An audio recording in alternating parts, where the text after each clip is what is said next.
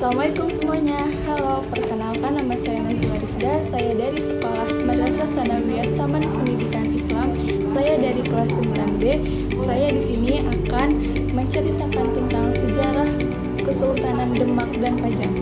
Yuk kita simak. Kerajaan Demak adalah kerajaan Islam pertama di Pulau Jawa. Wilayah kekuasaannya meliputi pesisir utara, Jawa, dan selatan Sumatera. Demak adalah pelopor dan pusat penyebaran Islam di Nusantara. Nama Demak terlepas dari Wali Songo atau 9 wali yang menyebarkan Islam melalui aktivitas pendidikan dan kesenian. Contohnya Sunan Bonang dengan gamelan, Sunan Kalijaga dengan wayang. Demak didirikan oleh Raden Patah, putra dari Brawijaya V, seorang raja Majapahit dan selirnya seorang putri asal Tiongkok. Demak yang awalnya berada di bawah naungan Majapahit mulai melepaskan diri seiring dengan kemunduran Majapahit. Demak kemudian menjadi pusat perdagangan baru karena memiliki pelabuhan besar dan letak yang strategis. Demak mencapai puncak kejayaannya di bawah Sultan Trenggono. Ia berhasil mengusir Portugis dari Sunda Kelapa yang sekarang menjadi Jakarta. Sebagai kerjaan maritim, kejayaan Demak berasal dari perdagangan laut melalui pelabuhan di pesisir utara Jawa yang dikuasainya. Demak mengekspor beras ke Semenanjung Malaya dan Kepulauan Maluku, dan sebaliknya mengimpor rempah-rempah. Demak berkuasa hanya 1 abad lebih, yaitu mulai tahun 1475 sampai 1554. Kekuasaan Demak runtuh setelah raja terakhirnya terbunuh, dan penguasa barunya mengubah status Demak sebagai bagian dari Kesultanan Pajang.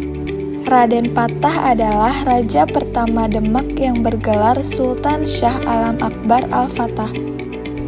Masa kekuasaannya dikenal dengan penyebaran Islam di Pulau Jawa dan penaklukan beberapa pelabuhan penting seperti Pelabuhan Jepara, Gresik, dan Tuban.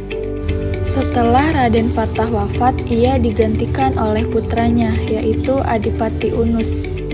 Adipati Unus dikenal dengan sebutan Pangeran Sabranglor karena keberaniannya melawan Portugis di Malaka.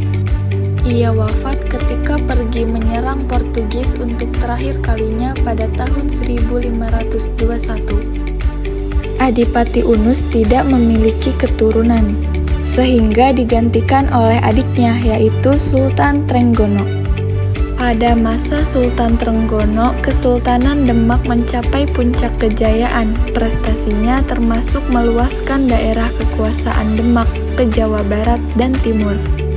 Dipimpin oleh Fathahillah, Demak berhasil mengusir Portugis dari Sunda Kelapa tahun 1527.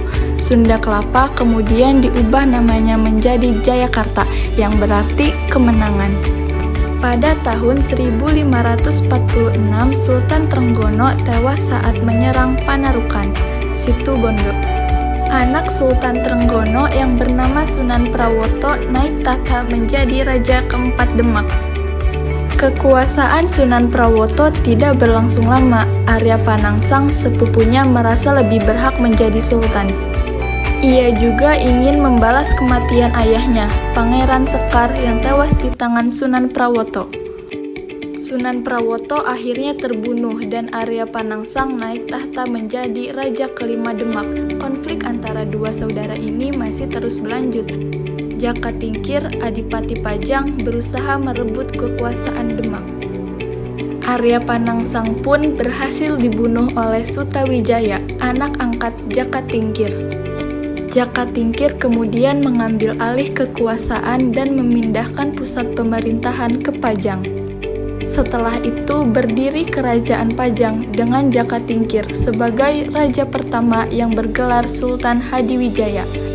Salah satu peninggalan Kerajaan Demak adalah Masjid Agung Demak yang dibangun pada masa Raden Patah. Pintu Masjid Agung Demak dibuat oleh Ki Ageng Solo dan dinamakan Pintu Bledek atau Pintu Petir. Masjid Agung Demak disokong oleh 4 tiang penyangga yang disebut Soko Guru atau Soko Tatal.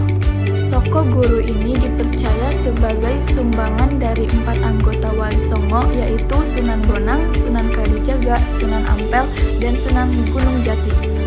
Nah, itu dia cerita sejarah Kerajaan Demak dan Pajang. Sekian dari saya. Wassalamualaikum warahmatullahi wabarakatuh.